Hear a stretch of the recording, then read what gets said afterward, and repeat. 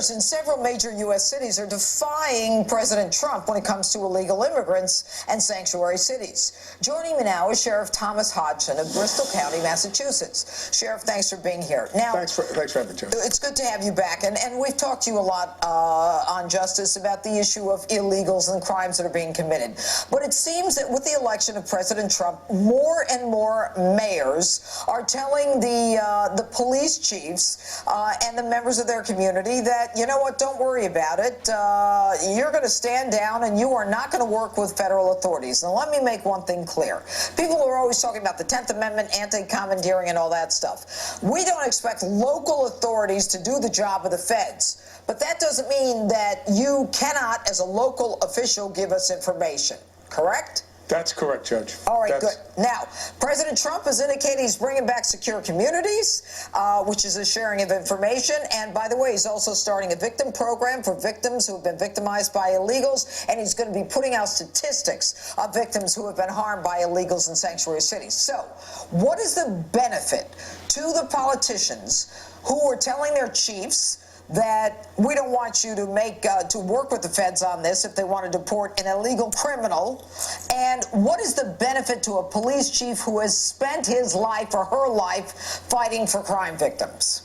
Well, in these sanctuary cities, the benefit to the elected officials is all about politics. It's about votes. It's about the families who are there who have illegal members that are coming into their communities. And these mayors and elected officials using this sanctuary city policy as a way to try to garner votes in favor of them. So they're pimping for votes. Let's talk about the police chiefs. You're a sheriff. You're different. But a police chief has spent his life, and I've worked with enough of them. I had 43 of them when I was the DA. All right? Each one is autonomous. They, after all the years that they have fought to put criminals in jail, going to say, gee, you know what? I'm going to let this illegal skate. I'm not going to let this American skate. What is that about? You know, Judge, I think it has a lot to do with the fact that these police chiefs are hired by mayors. Their welfare is dependent on that. But, you know, that's more troubling to me than anything. When we have police chiefs or people in law enforcement saying, we're going to allow a certain class of people to be forgiven from abiding by our laws, knowingly that they're violating those laws, to me, it doesn't get any worse than that in law enforcement, and we can't have that. Frankly, I think if we're going to really start to put an impact on this problem, and I commend President Trump for everything he's doing on this issue.